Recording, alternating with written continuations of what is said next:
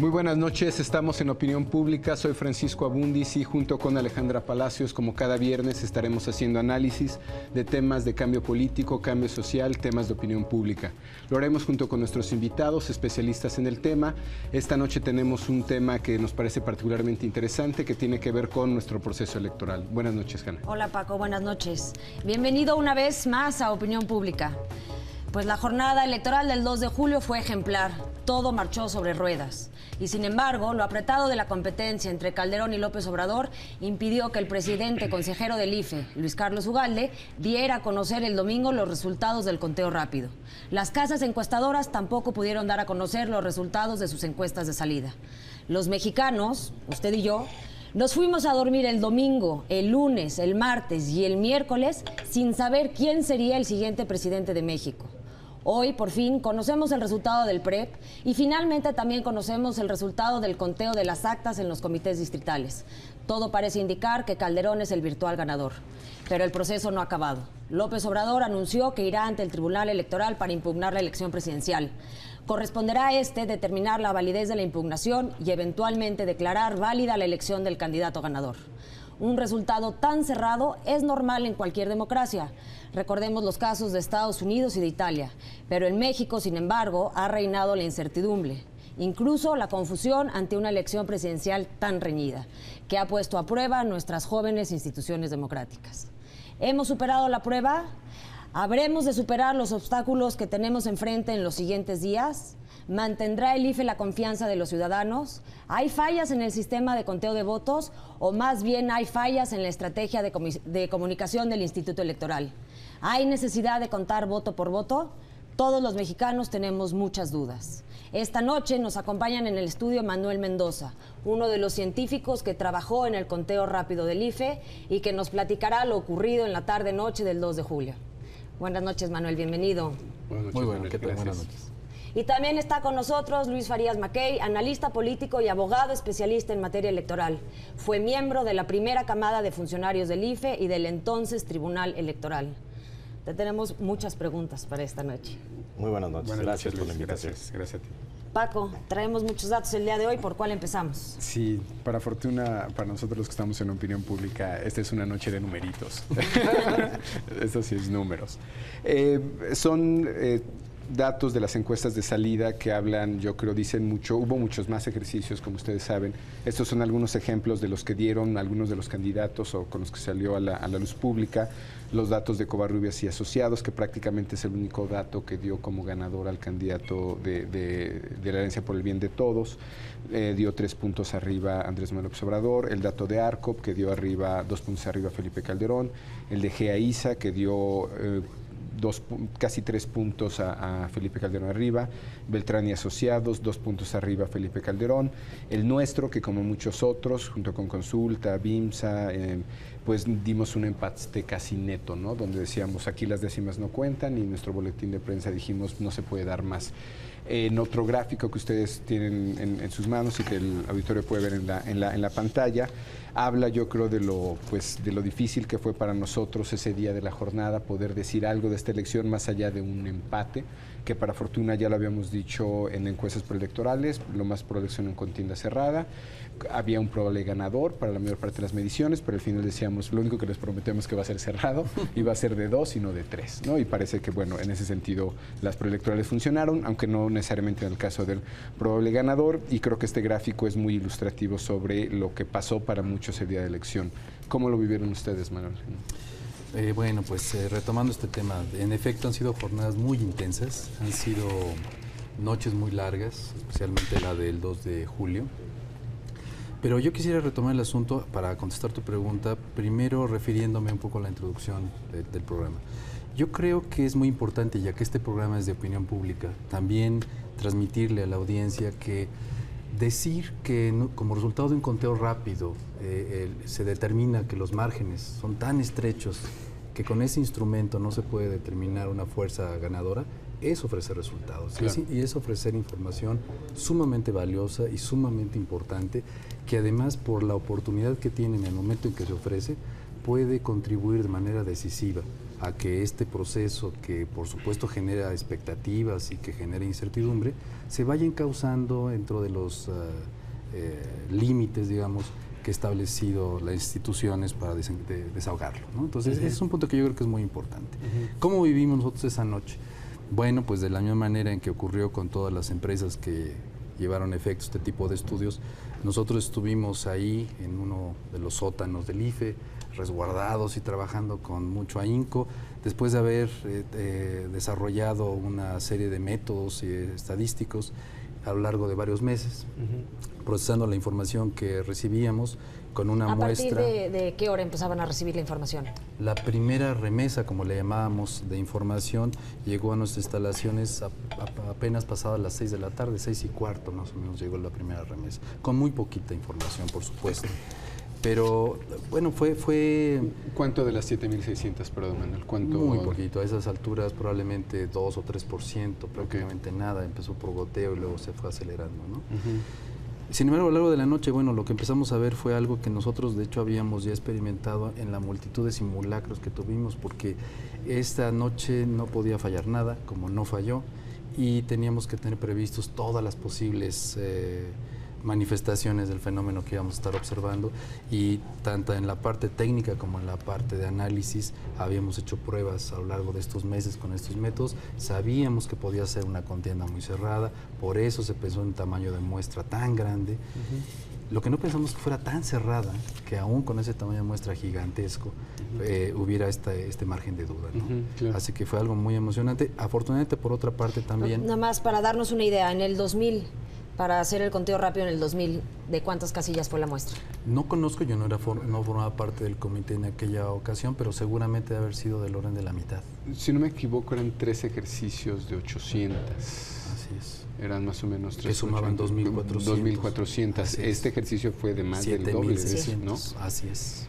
Luis, ¿hay alguna disposición jurídica en la que el IFE esté obligado a realizar el conteo o el PREP, o fue un ejercicio de iniciativa de los consejeros para dar claridad a la elección? ¿Cómo está la parte legal? El IFE está obligado al programa de resultados preliminares, y esto tiene su origen en el ya mítico, la mítica caída del sistema, que si vemos tiene de alguna manera algún paralelismo, porque lo que siempre ha habido es de que una vez que se termina la elección, los partidos tienen 3 días para copiar las actas y prepararse al cómputo. Sin embargo, en 88 no existía ni remotamente un PREP. La información que de alguna manera muy casera estaba llegando a Gobernación se capturaba en unas máquinas. Verdaderamente estamos hablando de la época de las cavernas, ¿no? Y algo pasó que dejó de fluir esa información, entonces surgió aquel gran problema de la caída del sistema, ¿no? Alguien dice que se cayó con Y y otros dicen que se cayó con doble L. Pero como consecuencia de eso, en la siguiente reforma, la reforma que crea el COFIPE, se estableció que el presidente del Consejo General del IFE tenía que dar información, pero no estaba reglamentado como ahora está el PREP. Y el primer ejercicio de 1991 no tuvo ni remotamente las características de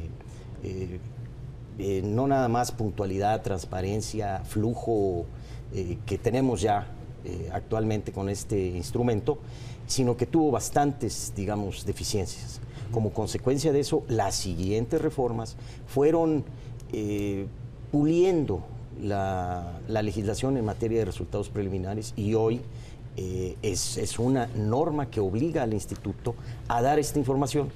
Pero la propia ley establece con toda precisión de que no tiene más alcances que eso. Dar una información preliminar además. Llenar un vacío. Eso es en cuanto al PREP. En cuanto al PREP. ¿Y en cuanto al conteo rápido? El conteo rápido no está obligado. Lo que está obligado es y está reglamentado es el PREP. Pero tampoco está prohibido que pudiera hacerse los conteos rápidos. sí hay en la ley la posibilidad de que se puedan hacer conteos rápidos, no como una obligación, sino como algo que queda a discreción de la autoridad. Claro. Y entonces a discreción decide si lo publica o no lo publica. Sí. Yo quiero retomar algo que dice Manuel, que dice que, o sea, el decir que en el conteo estuvo tan cerrado el asunto que no se podía dar un resultado claro, es en cierta manera ofrecer un resultado. Ahora, la percepción de muchas gentes en la calle, y mismo el lunes en el periódico, columnistas lo leíamos, decían que Luis Carlos debió de haber dado un resultado, inclusive decían que le temblaron las corvas. Y que, por cierto, no dependía de él, ¿no, Manuel? Una cosa que es muy importante mencionar es esto, mira, el protocolo, que es el nombre que le dimos a ese documento, con el cual se definió cómo iba a operar el mecanismo del conteo rápido, fue diseñado pues probablemente 2 o 3 meses antes de la fecha de la jornada electoral, y en ese documento, que además fue público y se dio a conocer a los medios, estaba previsto que había una serie de escenarios. Uno de esos escenarios es si los márgenes de error del conteo no son suficientes para discriminar entre la fuerza ganadora y la que estaría en segundo lugar, entonces sí saldrá el presidente consejero a dar un informe de que esa es exactamente la situación. Y que se tomaron seguridades extras, ¿no? Según entiendo, el margen de error de .3 se dobló a .6 y se dijo, pues, si no es menos de uno, si no es más de uno, por lo menos uno no se sale, Sí, ¿no? un asunto que aquí es muy importante comentar es lo siguiente. La función que tiene un conteo rápido es proveer de información oportuna en un plazo muy breve. Coadyuvando de esa manera a que esta expectativa que hay por saber quién es el que ganó en la jornada electoral se disipe rápidamente y todos queden satisfechos, digamos, con ese resultado. Eso se puede hacer a veces y a veces Una pregunta, a las 11 de la noche, cuando iba a anunciarse el resultado del conteo rápido, ¿cuánto llevábamos del PREP? ¿65%? No, el 50% del PREP se logra como a las 2 de la mañana. Así es. Sí, había muy poquito. Fluye muy lento el PREP. Entonces, sí ofrece, sí, claro. sí se puede ofrecer una información temprana, si nosotros tuviéramos que ver esto como un proceso, que es realmente la manera de comprenderlo, en el momento en que se cierran las casillas, empieza a fluir información para el PREP, pero también empieza a fluir la información para el conteo. El conteo está organizado de tal manera, con una logística, que nos permite acceder a esa información que es parcial, que es solo muestral, muy rápidamente. El PREP va poco a poco y con el flujo natural, con las comunicaciones normales. Y con la diferencia, según entiendo, Manuel, que con el PREP sí tiene sesgo de flujo de información y no es el caso del conteo. Así es. El conteo tienes información que te llega al mismo tiempo y si hay algún sesgo, es un sesgo aleatorio que no necesariamente te favorecerá alguna fuerza política. Hablando del sesgo. Yo sí quisiera señalar que yo soy de la idea que tanto el conteo rápido como el PREP cumplieron su objetivo. El objetivo fue dar información y la información está esto tan cerrado que es imposible determinar un ganador. Y creo que en eso se cumple más que sobrado el objetivo que se perseguía con ambos instrumentos. Creo que es muy curioso. Yo quería comentar una cosa más, si me lo permiten, sobre este comentario último que hacías sobre si hubo una reserva por parte del consejero presidente sobre revelar o no información. Ese protocolo establecía lo siguiente. El comité técnico, en uso de sus facultades e independencia, debo de recordar que el comité a su vez es un comité ciudadano también, va a emitir un informe. Ese informe se entrega en sobre cerrado al consejero presidente y yo les puedo narrar que ese sobre lo recibió en efecto el consejero presidente de manera simultánea con la manera en cómo se entregó a los demás miembros del consejo.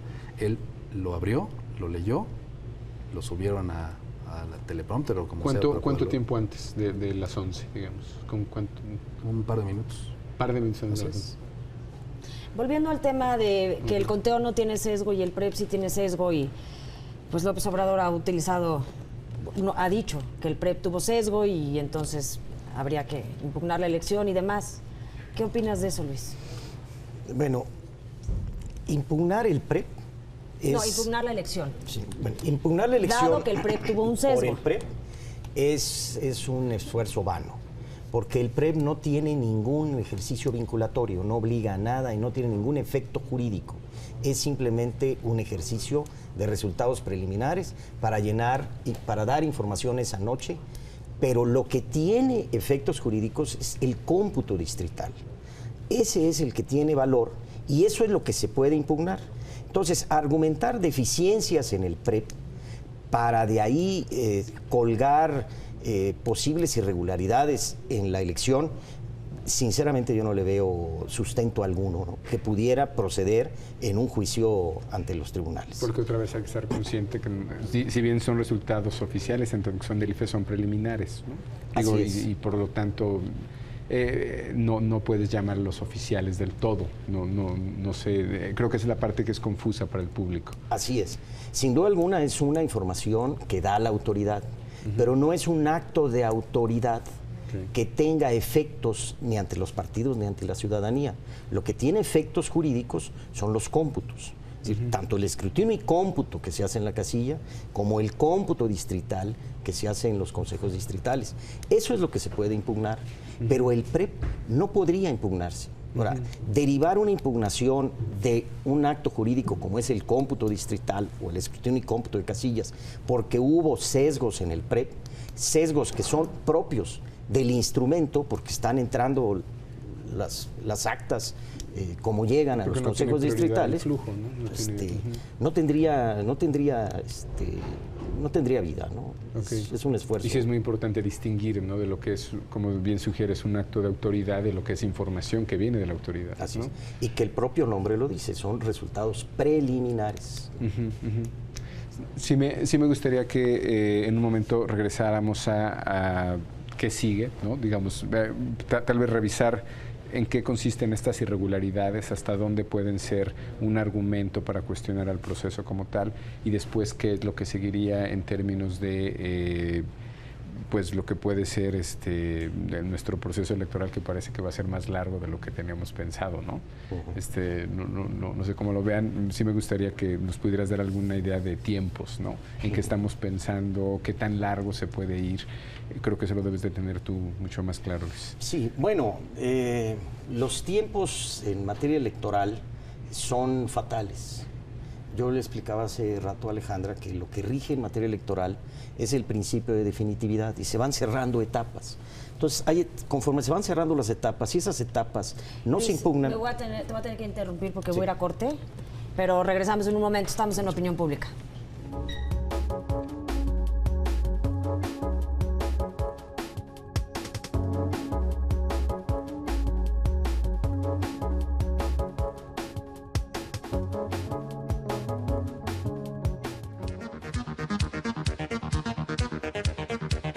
Felipe Calderón obtuvo 4 de cada 10 votos entre mexicanos que siempre votan por el Partido Acción Nacional.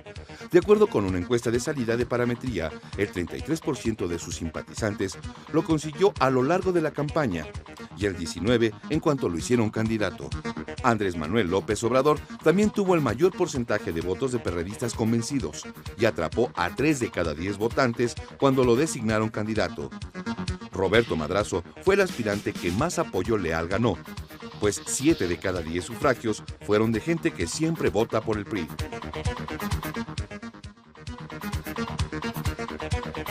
¿Todavía cree en el Instituto Federal Electoral? Bueno, el instituto es una institución independiente que se basa en los principios de la ley. Entonces, bueno, cualquier institución que se rige de acuerdo a los principios establecidos debe tener confiabilidad, que muchas veces por cuestiones pues simplemente groseras, no se puede llamar de otra manera, le dan cierta incredibilidad. Así como que quedó mucho en duda sus palabras, ¿sí? De hecho, pues es el instituto que más gasta dinero y pues no siento que no se vale, porque finalmente ¿de qué sirve que todos vayamos a votar si va a quedar el presidente que ellos quieran? Dudo un poco, pero parece que sí. O sea, siento que no ha dado los argumentos suficientes para convencerme de que fue una elección buena.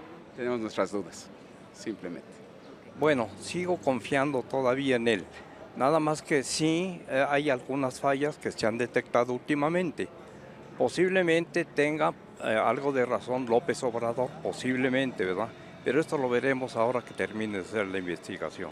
La verdad no, porque los funcionarios que están en el IFE son del gobierno de Fox y todos están coludidos. Pues sí, en cierta medida confío en el Instituto Electoral, pero en otra parte de esa medida no confío en nuestro gobierno. Entonces, para mí son inciertos esos resultados todavía. No confío 100% en esos conteos. No confío porque se supone que es una institución muy grande. Se supone que es una institución que no debe de estar ni a favor de un partido ni a favor de otro partido. Se considera que el IFE debe de estar en verdad con el que gane, no debe de tener sus preferencias. Y se ve notoriamente que tiene su preferencia hacia el PAN.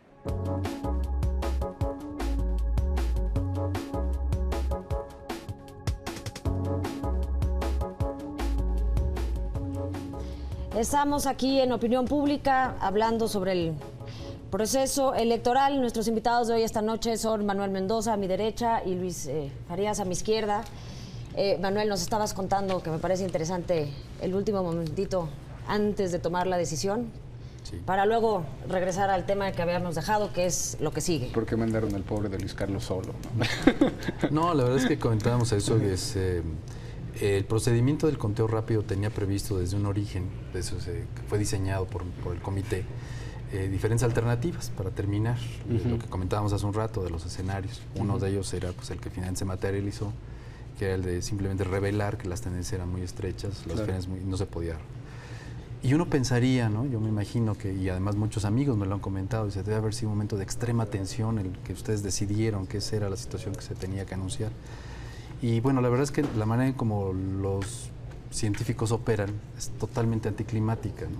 No nos gusta el suspenso, entonces lo que hacemos es con mucha anticipación establecer la ruta crítica con la que vamos a trabajar y tener perfectamente claros los criterios. Y ¿no? tener procedimientos antes de tener el número, así ¿no? es. Para apegarte al criterio. Media hora antes, un poco más, pues ya teníamos la aplicación estricta de los criterios y fue en un momento simplemente verificar cuáles eran los que se cumplían, a qué escenario nos conducían, imprimir un informe, firmarlo y entregarlo, ¿no? Que creo que esto es un tema de información básico para el público, para los medios, que es el presidente consejero nunca decidió. Así es. No, él recibió en sobre cerrado el dictamen que había producido el informe, el comité técnico, y fue literalmente segundos antes de salir a su emisión. ¿Y el comité técnico decidía por consenso o por votos? Por consenso. Por consenso, si no había consenso. Fue unánime. Okay. Porque lo que realmente se acordó fueron los criterios. Lo que se derivó después de los criterios fue la aplicación, digamos, mecánica de esos criterios, sin más, ¿no? Okay. Luis, creo que me gustaría entrar en un tema de, nuevamente, percepción contra nuestras normas, ¿no? La legalidad. Lo que sucedió con el PREP cuando dieron por... el PREP decía en pantalla que tenía contabilizados 98% de la votación, cuando en realidad faltaban 13,000 casillas de ese 98%, de las 130,000, que era como 10%, lo cual significaba que en realidad tenía 88%. Fue una de las primeras señales o una de las primeras expresiones que hizo el PRD de aquí hay algo raro, ¿no?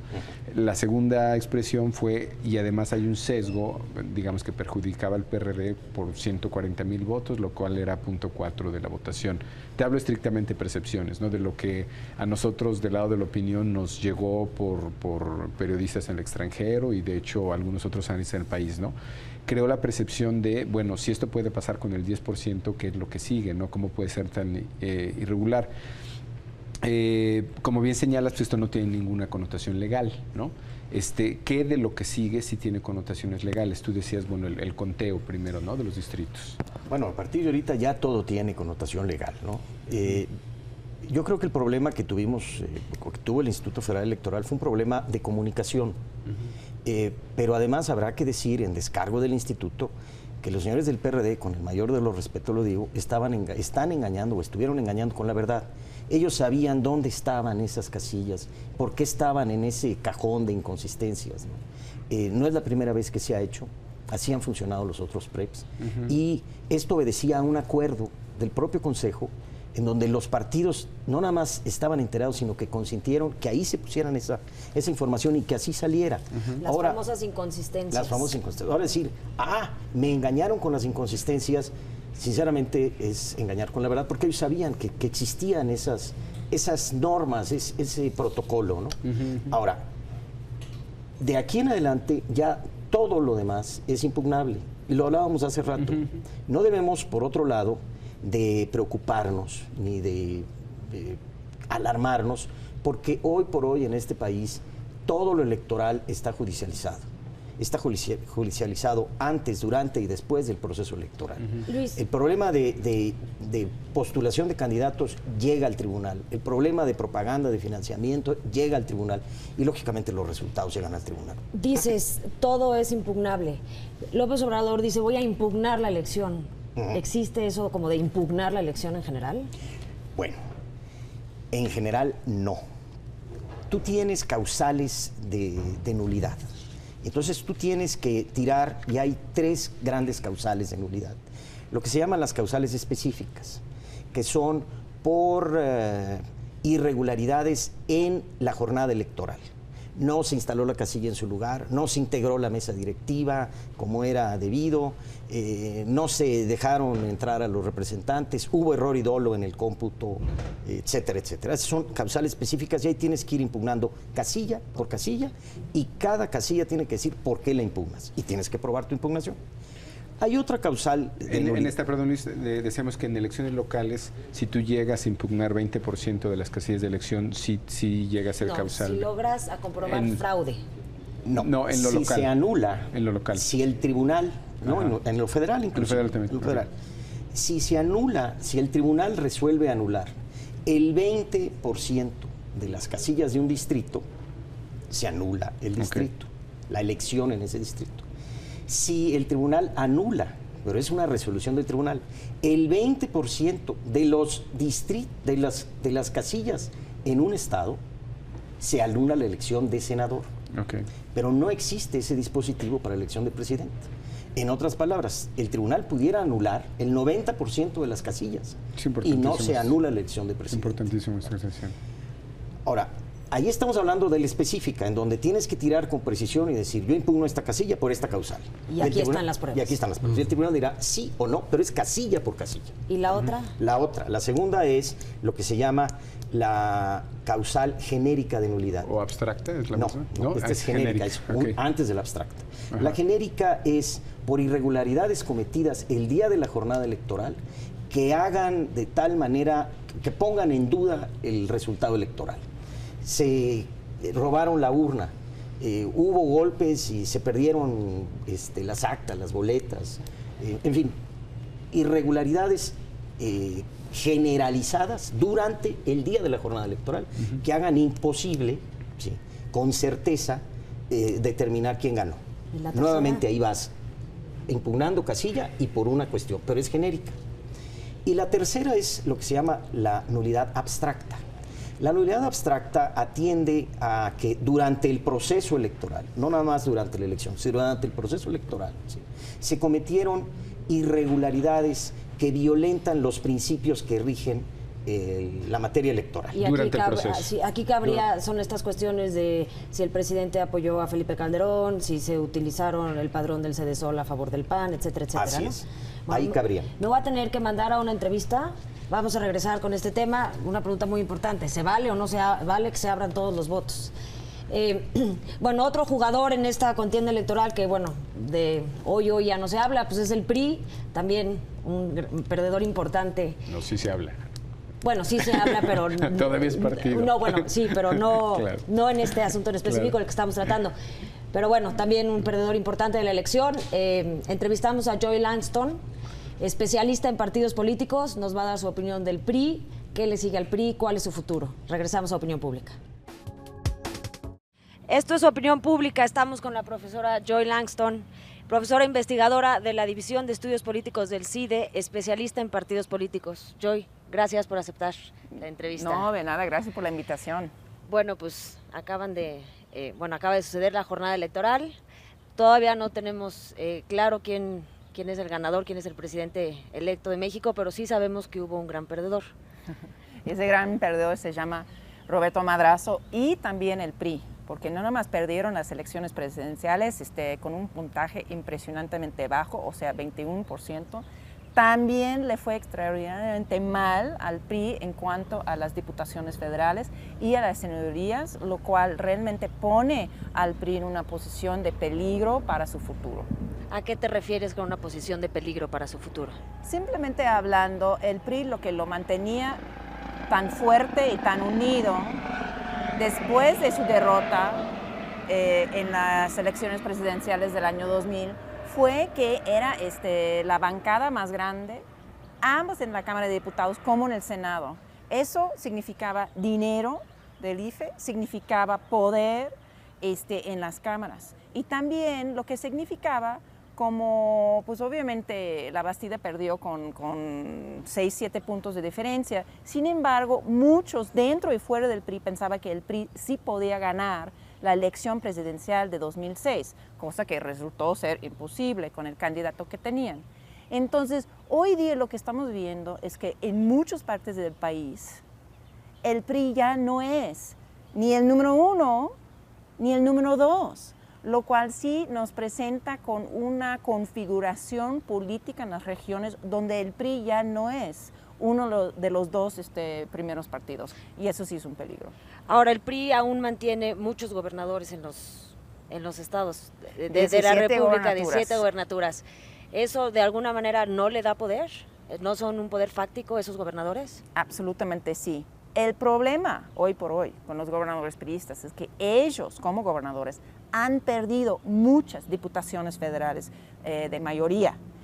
Antes ellos controlaban estos diputados y eran muchos. O sea, el PRI en 2003 ganó 222 diputados. Muchos de ellos eran diputados de mayoría de estados donde gobernaba un gobernador priista. Entonces, estos gobernadores priistas tenían poder a nivel nacional. ¿Por qué? Porque controlaban cierto número de diputados. Ese número de diputados ha caído en una forma impresionante.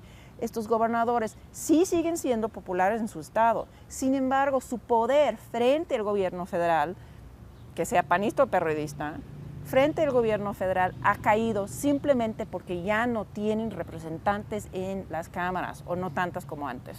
La debacle del PRI se la debemos a su candidato Roberto Madrazo, a sus gobernadores, al partido en general. No, me encanta cuando dicen no hay que buscar culpables. Pues claro que no hay que buscarlos, porque ya sabemos quién es el culpable aquí. Es el candidato a la presidencia, entonces no hay que buscar nada porque ahí está. No hay que culpar a los gobernadores priistas, porque básicamente hubo dos tipos de gobernadores priistas. Gobernadores que sí apoyaban abiertamente a Roberto Madrazo y los más o menos del norte que no apoyaban a Roberto Madrazo. Roberto Madrazo no ganó en ningún estado. Eso quiere decir que hasta sus gobernadores, tipo Oaxaca, tipo Quintana Roo, Campeche, Veracruz, Puebla, él perdió ahí igual o peor que en los estados del norte, donde supuestamente el TUCOM era muy fuerte. Entonces no hay que culpar a los gobernadores, porque perdió con todos los gobernadores, no nada más los que estaban en contra de él. Él perdió porque francamente presentaba una mala candidatura, y eso sí, su campaña tampoco fue muy buena. Entonces la combinación de mal candidato, una imagen muy negativa del candidato, junto con una campaña que realmente no se levantó en los 5 o 6 meses que tuvo oportunidad, es así, esta combinación, mucho más allá que los gobernadores, es lo que explica francamente el debacle de un partido que fue hace 10 años el partido hegemónico en este país. Oye, Joy, hemos estado escuchando en las noticias que prontamente se va a renovar la dirigencia del PRI. Muy pronto, yo creo. Como analista política, a lo mejor no nombre, pero el perfil de la persona o de las personas que deberían de dirigir al partido para salvarlo, volverlo a unir, echarlo para adelante.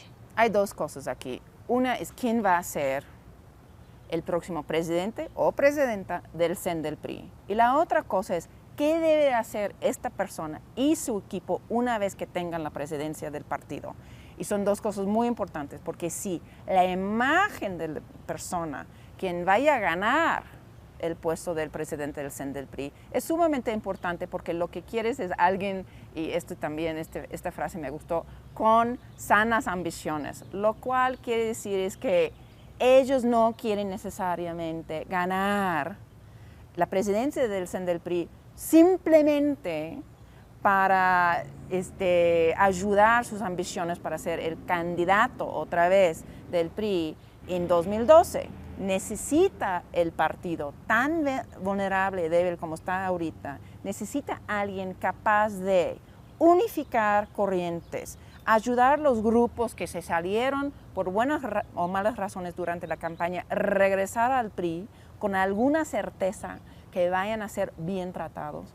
Y también tiene que obligar varios grupos y personajes a cooperar para el bien del partido y no nada más para su propio bien individual. Oye, eso sí es un enorme trabajo. Hoy en día escuchamos algunos nombres, pero son gentes grandes y también se escucha que debería de haber gente nueva, sangre renovadora. ¿Tú qué recomiendas? Yo no creo que la sangre importe en este caso. Yo creo que lo que importa es la buena imagen, y eso no tiene que ver con edad o con trayectoria necesariamente en el partido, siempre y cuando no sean alguien quien tenga una imagen tan negra como la tenía Roberto Madrazo. Lo que importa es un plan. ¿Qué tenemos que hacer en el PRI para que la población mexicana, el ciudadano mexicano común y corriente, pueda confiar en nosotros o en nuestra etiqueta partidista otra vez? Y yo no estoy de acuerdo con la refundación del partido, porque yo ni sé eso qué quiere decir. Lo que yo veo es que el PRI tiene que hacer ahora sí, en 2006, lo que no quiso hacer en 2000, y eso es hacer ahora sí, recuento de lo que hizo bien y lo que hizo mal en los 70 años en el poder. Porque ciertamente, si uno compara la historia política de México y hasta la historia económica de México, el PRI hizo muchísimos errores, pero también tuvo éxitos y acertados. Y lo que no quisieron hacer los priistas, con este afán de culpar a Ernesto Zedillo, que no tenía ningún sentido, es decir, mea culpa para ciertos errores, básicamente la corrupción, básicamente la falta de democracia interna como la falta de democracia externa, pero también decir, y nosotros hicimos otras cosas bien. Nosotros, y también plantear una plataforma ideológico, una posición que centrista tiene que ser, que los mexicanos pueden decir, yo sí quiero votar por ellos, yo sé que ellos hayan entendido sus errores del pasado y sé que ellos tienen un plan claro para el futuro. Si te preguntaran a ti, ¿a quién recomendarías? ¿De presidente del CNDP? Para dirigente, sí, del partido.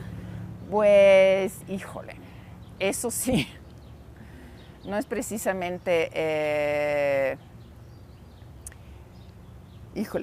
lo que yo vi anoche es un Enrique Jackson sonriente, hablando de la posibilidad que él gane la presidencia del CEN del PRI. Yo creo que podría ser Beatriz Paredes, yo creo que podría ser Enrique Jackson. Creo que tiene que ser uno de ellos que son reconocidos, no nada más por los priistas, sino también por la gente ajena del PRI, como gente seria, gente más o menos limpia en su trayectoria personal política y gente capaz de convencer a los mismos priistas que el PRI no está muerto. Okay. Y eso va a ser un trabajo muy difícil. Bueno, pues te agradezco muchísimo la entrevista, Joy.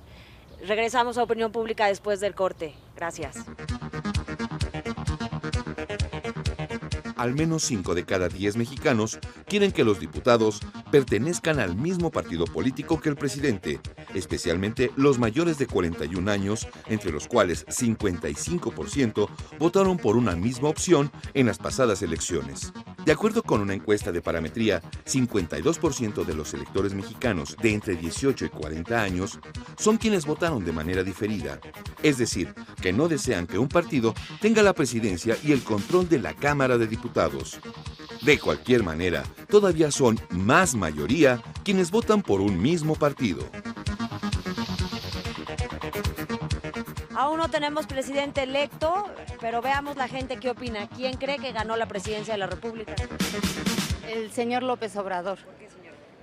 Porque se ve luego en las imágenes de la televisión que por unos pocos votos están diciendo que él no ganó, cuando de verdad deberían de estar conscientes tanto el IFE como el gobierno y todos aquellos opositores que no quieren dejar que el país avance. Híjole, mira, considero que Calderón, pero también considero que López Obrador está negociando algo para quedarse con algo, no sé con qué. Pero sí considero que fue Calderón. Híjole, pues es difícil decirlo. Al parecer el triunfo es de Andrés Manuel López Obrador. Bueno, eso según lo que yo he visto con toda la gente, pero pues con certeza creo que no podemos nadie decir quién fue, ¿no? Yo creo que ganó Andrés Manuel López Obrador, porque era, no sé, yo a todas las personas que le pregunté iban a votar por él y se me hace muy extraño que de pronto haya ganado el PAN así nada más porque sí. Madrazo, señorita. Sí, no, realmente fue Felipe Calderón. ¿Por qué? Porque se manifestó la voluntad del pueblo, ¿no? Como debió haber sido. El PRD. Pues por tantas anomalías que se han visto, si a lo mejor si hubieran dado los resultados desde ese día a las 8 de la noche, pues a lo mejor hubiéramos pensado que hubiera habido alguna diferencia entre candidato y candidato, pero como dejaron ya pasar tanto tiempo, ya de hecho ya según hasta el domingo, y pues ya así como que ya se duda de lo que realmente quién vaya a ganar. Está un poco difícil la cosa, claro que posiblemente fue Calderón el que ganó, ¿verdad? Lo vamos a ver ahora que termine de hacer la investigación López Obrador, que de cualquier modo yo estoy de acuerdo en muchas cosas de López Obrador.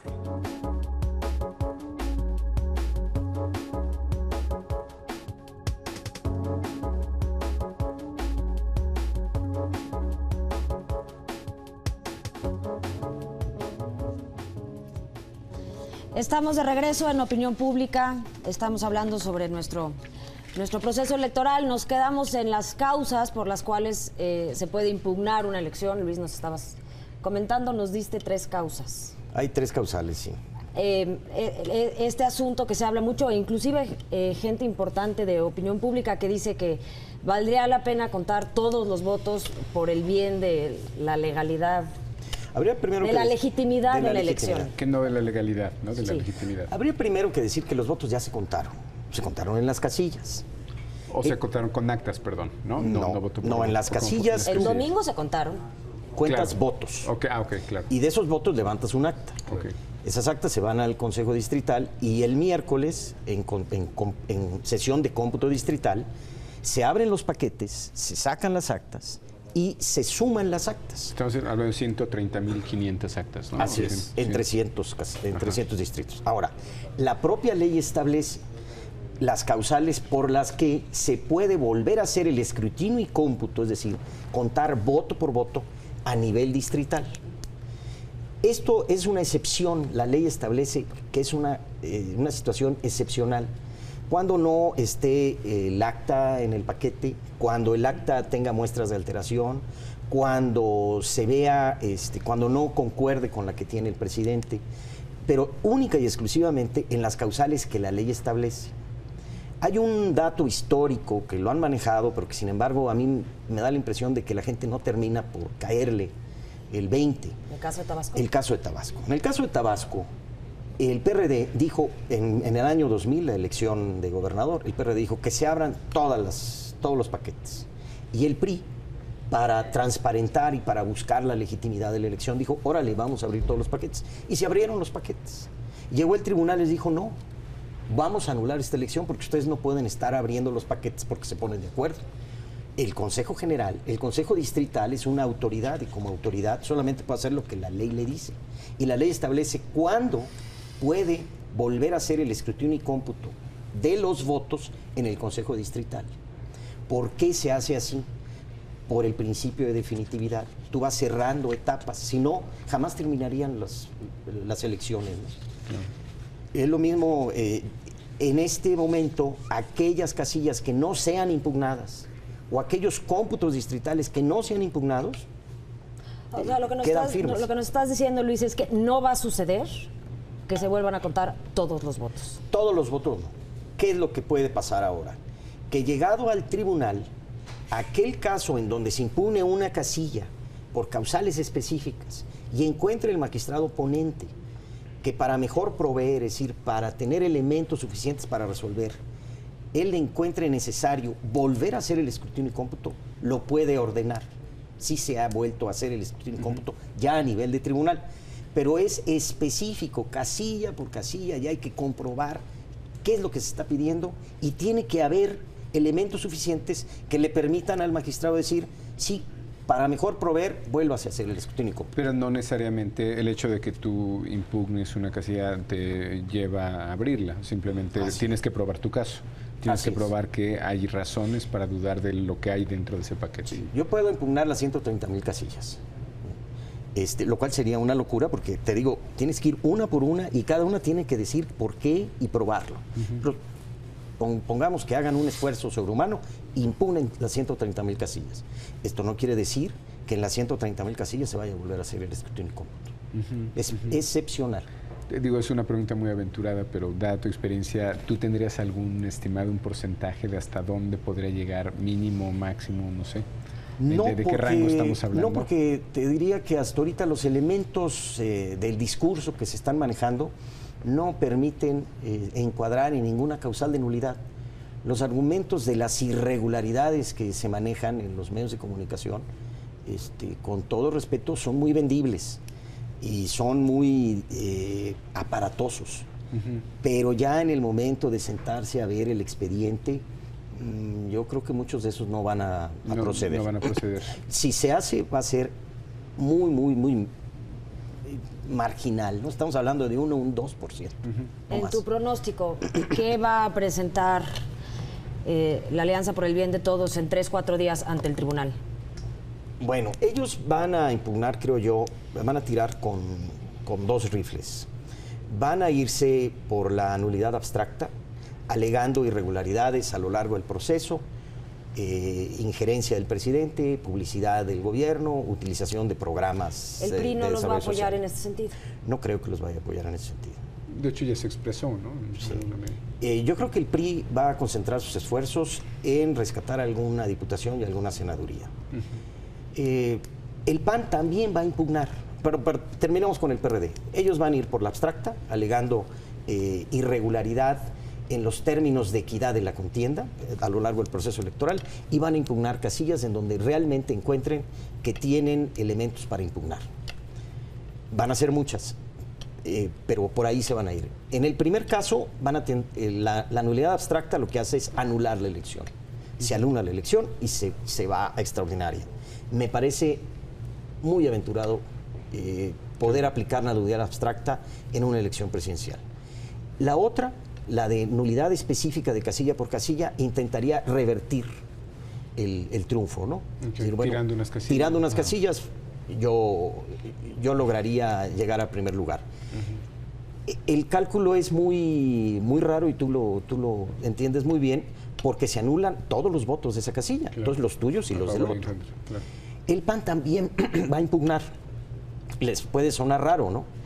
Si ganó el PAN, pues ¿para qué impugna? El PAN va a impugnar aquellas casillas en donde cree que pueda anular la votación del PRD, en donde anulando esa votación puedan ellos ampliar su margen. Luis, tú y yo sabemos bien que con los estimados que tenemos es muy difícil ya calcular el resultado electoral, precisamente por eso el IFE no pudo salir, nuestros estimados se quedaron muy cortos, pero en este caso el número que tenemos hoy día de .58, ¿a ti te suena? Es un número que dado, digo, porque ustedes tienen una muestra, comparados con nuestros ejercicios, es una relación 1 a 40, ¿no? Sí, de hecho, un tema interesante que además a la audiencia seguramente le puede llamar la atención y le puede resultar, pues eso, de interés, es que el informe del ejercicio del conteo rápido del IFE está disponible para todo el público en general a través de la página del instituto. Ahí no solamente se reportan los intervalos finalmente que se tenían para las expectativas de los porcentajes de votación, sino se hacen unas gráficas evolutivas de cómo a lo largo de la noche se fueron haciendo estos cálculos. Y en efecto, al final, si uno observa esas gráficas, la diferencia que se apreciaba entre los dos partidos que ocupaban las posiciones principales era de ese orden, ¿no? .6, .7 era la expectativa que había en ese momento. Entonces, digamos, los números cuadran, coincidirían con el resultado que hoy tenemos del conteo de los 300 distritos. Yo creo que una cosa que es muy importante observar es lo siguiente. ¿Cuál es la fuente de información del conteo rápido? La fuente de información del conteo rápido es el escrutinio que se hace en la casilla, que directamente y antes de que se procediera con el resto de los escrutinios se transmite por diferentes vías de comunicación a una red informática, donde a su vez se retransmite a un local en donde estábamos nosotros trabajando. Si posteriormente ese tipo de conteos se corrige, se modifica, se impugna, finalmente se invalida, por supuesto que ahí podría haber un margen para que ya no correspondiera con el conteo. Lo que yo puedo ver por el momento, y después de ver este ejercicio de conteo oficial que se desahogó entre miércoles y jueves, es que incluso esos pequeños cambios que se observaron, finalmente llevan a una diferencia que coincide plenamente con lo que el conteo rápido había previsto. Claro. Eso me parece importante destacar. La diferencia en su conteo rápido, en el PREP y en el conteo distrital, todos están en el mismo orden. Sí, digamos otra vez, el de ustedes, digo, no hay nada más confiable que eso, la relación en términos muestrales con nuestros ejercicios, a nosotros por suerte en algunos coinciden, ¿no? Pero no tendría por qué dada. Luis, el ganador hoy es el ganador virtual, hoy es Calderón. ¿Tú crees que se pueda revertir esto? De que exista la posibilidad, sí. ¿Por qué? Porque es un derecho de los partidos impugnar las elecciones. No debemos, repito, de espantarnos porque alguien diga que va a impugnar el resultado. Está en su derecho y si hay irregularidades, para eso está el tribunal, para resolver. Que se vaya a dar ese caso, yo lo veo difícil. Sinceramente creo que haya una tendencia muy clara y un mandato muy claro.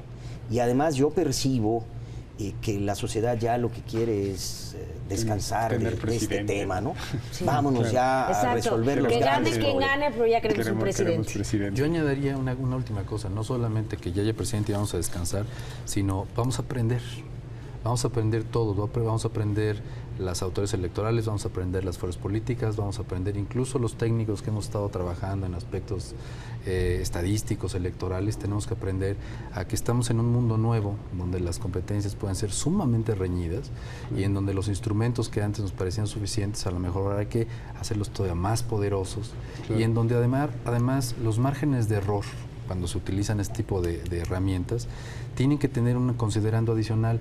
No es solamente la parte técnica la que nos va a permitir saber si separar o no, sino tiene uno que tomar en cuenta que si los márgenes de error son realmente estrechos, independientemente de que se anuncie un resultado, después las modificaciones que pueden operar al final en los resultados definitivos podrían incluso introducir variaciones importantes.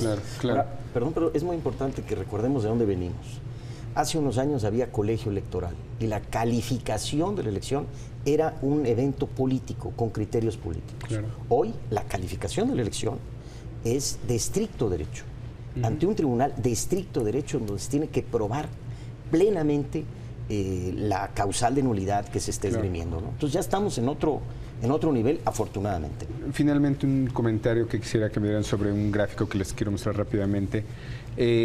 Hablando de las probables causales o lo que puede argumentar el PRD, nosotros registramos desde hace tiempo, sobre todo en el mes de abril-mayo, que el acuerdo presidencial, que tenía que ver mucho con la campaña presidencial de logros de gobierno, había subido mucho y que se iba cayendo con el tiempo. Para nuestra sorpresa, el día de la elección volvió a subir, ¿no? Y de venir de 66 en abril, 62 en mayo, 60 en junio, 57 la última semana, sube de pronto a 60. Es decir, hubo foxistas que salieron a votar, que es parte de la explicación que tenemos de elección. Brevemente, Luis, ¿qué tan fundado podría ser un argumento de este tipo para decir, bueno, la campaña presidencial sí sirvió? Sin duda alguna sirvió. Que esto sea elemento para anular la elección presidencial, no creo que dé, sinceramente. Lo que sí, de esto tenemos que aprender, como decía nuestro amigo, el próximo presidente tendrá que ser más prudente y más demócrata. Que haya tenido que salir la autoridad electoral y la propia Suprema Corte de Justicia a ponerle un alto al presidente de la República es muy lamentable. Mientras menos elementos haya de romper la equidad en la contienda, mejor serán nuestros procesos. Claro. Luis, una breve conclusión sobre el proceso.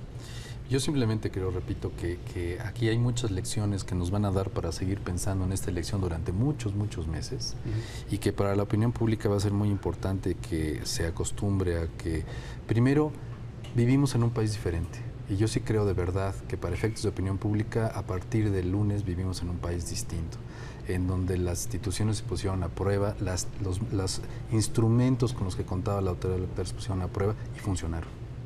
Arrojaron sus resultados, cumplieron con su misión y se está desahogando un proceso que independientemente de que puede generar expectativas, puede generar algún tipo de inquietud, va dentro de los cauces. O nos puede dejar sin dormir una noche. Posiblemente, pero bueno. Una noche más de las que ya llevan uno sin dormir. Luis, un comentario final. Pues nada más de que yo creo que ahorita lo que está a prueba es la fortaleza de nuestras instituciones y hasta el momento creo que nuestras instituciones y nuestros instrumentos han pasado la prueba. Claro. Falta la última, la del tribunal, y yo diría que le diéramos oportunidad al tribunal de que haga su papel, que será resolver en derecho y con pruebas. En otras palabras, pues actuemos con el derecho y con la ley en la mano y tengamos confianza en que el tribunal habrá de resolver conforme a derecho. Muy bien, Luis, muchas gracias. Bueno, muchas pues, gracias, Manuel. Gracias por haber aceptado la invitación. Bueno, pues esto es opinión pública. Yo nomás rápidamente quisiera hacer dos conclusiones que me parecen muy importantes de este programa. Una es que en la calle la percepción es que se ha puesto en entredicho la imparcialidad del IFE con esto de que el presidente consejero no salió a dar un resultado. Me parece fundamental lo que nos comenta Manuel, que no fue una decisión personal del presidente consejero, sino que un comité, había un proceso, se abrió un sobre y se leyó. Exacto. Quéjense con Manuel. La otra conclusión que me parece también importantísima, Luis, muchas gracias, es que es muy normal que los partidos impugnen. Es su derecho. Es su derecho y pues hay un cauce legal y tenemos que respetar los tiempos legales. Así. Muy bien. Los esperamos el próximo viernes en Opinión Pública. Muchísimas gracias por acompañarnos.